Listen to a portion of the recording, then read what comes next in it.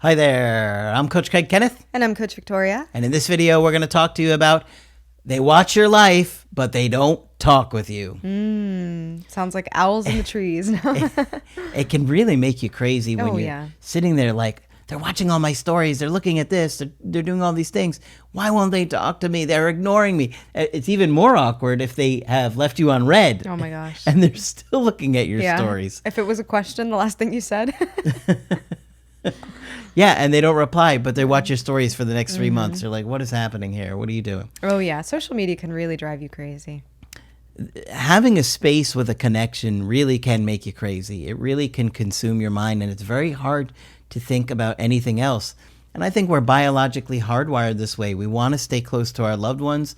It makes us feel like we're going to survive, we're safe, and being away from our loved ones, we feel like we're going to die without them. So I was going to say social media is interesting because I think a lot of it is illusion. Yeah. You know, we are biologically hardwired for connection, but I could see with social media, you have the illusion of connection. Yeah, it's really true. Yeah. But even though your ex may not want to talk to you right now, it doesn't mean they don't want to know what's going on with you right now, especially when it's really easy to do. Oh, yeah. Right? So let's talk about this curiosity and what's going on with them, because you know, when they're watching your stories, it tells you that you are on their mind. Because if they didn't care, they wouldn't be looking at all, right? But it doesn't necessarily mean that they're going to come back or that they're ready to come back. And it could be really confusing, especially when they're like one of the first ones to watch your stories. Oh, yeah. It's crazy how, you know, with Instagram, it'll tell you like 0.47 seconds Does it tell you ago or something like that? Oh, yeah. Sometimes it's like even before a second. I'm like, oh my gosh. Well, you know, they're at like the top. And now I think they're getting put back on the top if they watch the story again. Yeah, if you rewatch it. Yeah. There's so many social media tricks out there. Oh, yeah, we're constantly hearing about new ones. But it's a low risk way for them to keep tabs on you and what you're doing and having to make little to no effort. Yeah, it's very low risk for them. Yeah. It's just on a screen and very accessible, but not having to reach out to you directly. The impact on you is also important to note because we know that you're checking. We know that even for those of you who have thousands and thousands of followers and thousands of people who watch your story, you are scrolling down that list. Kind of like The Price is Right. There's only one that you're looking for. You're scanning and you're trying to find the exact person that is viewing your story to see, oh, do they still care? Why are they doing this? And you're doing this probably for every story, the more anxious you are.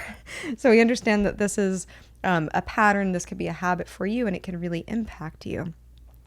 In your mind, you might be seeing this and viewing this as a super meaningful interaction and wanting to reach out and saying, well, if they're watching all my stories, of course they want to talk. Of course they would want to have a conversation or meet up or do all of these things. And to that, I would say take a pause, right? A big pause. A big pause. This for them is very indirect. There's no direct, clear communication that is happening from them to you by them watching a story. So take that into account, and then also think about what this is doing to your brain as well. You know, the anxiety around social media needs to be studied, probably has been studied a little bit and needs to be studied a lot more. Oh, I'm sure they study it with like Facebook and Instagram. They just don't tell us.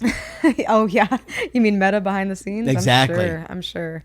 Because there is like a science to the algorithm and what pops up and what shows you. And it's, you know, sometimes I wonder if the algorithm knows that you're going through a breakup and exactly with who, and they just like to put the first thing on there to mess with you. You know, I think social media can be so tricky that way. They probably know we're getting dumped before you do. Probably. Right? Scary. Meta somehow knows. They're like, oh, they're about to get broken up with. They start feeding you some Honestly, they probably reels. do in some really weird ways if you think about it. Like, what if your ex is like looking somebody else up? Or if they're talking to AI, talking to other people, and so I wonder if their AI knows what's happening in your relationship better than you do. Maybe, you know, what your ex is searching, who your ex is talking to. Could be. We're just making people more paranoid now. But it would make a lot of sense. It would. So there is an impact on you, and we want you to be aware on a meta level, ironically, meaning thinking about your thinking, not talking about meta as in Facebook and all of that. On a meta level, thinking about your thinking and how this is impacting you, because we know that this can be really negative in terms of anxiety, and it could be habitual. There's so many of you that I talk to where you'll tell me, this is the first thing I do in the morning is I'll post a story or whatever. And for some of you, you have business accounts where you have to keep posting, or, social media is a big part of your work. And, you'll tell me, man, as soon as I wake up in the morning, that's the first thing I'm checking. Mm-hmm. I'm always looking, and it's taking over my mind. And if they haven't looked yet, then I keep looking all day to see when they've checked and what time and what they might be doing. It's almost impossible to turn off. It can be so consuming. So this is why we are talking about this topic. So what do you do? Well, you have to flip the script. How do you do that? You got to stop with the bait. Many of you are putting content just to get a reaction, to see if your ex watches, whatever it is. Some of you guys are trying to do posts about personal growth. Oh, yeah. It's just so inauthentic. Don't be inauthentic, because they're going to see through it. Many of you guys are going completely out of character, posting all kinds of things that you would never have posted when you were with them. Don't do it, because they're going to see through it, okay? Yeah. And also be careful with trying to make your ex jealous. We do talk about this all the time. Ooh. We laugh about this all of the time because many of you are finding sneaky ways to have like a second wine glass in the the story. Who's that in the reflection? Is that a finger? Yeah, There's right. a finger on a wine glass. Right. So Who's that knee by the fire pit? Be cautious, because sometimes those things, those tricky tactics we try to do will backfire. And the biggest thing here is really letting silence do the heavy lifting, really allowing that space to do its work. They could be looking from afar. And if this is really something that gets to you, you can always, mute your ex on social media, or if you really need to, remove them if it's really impacting your mental health.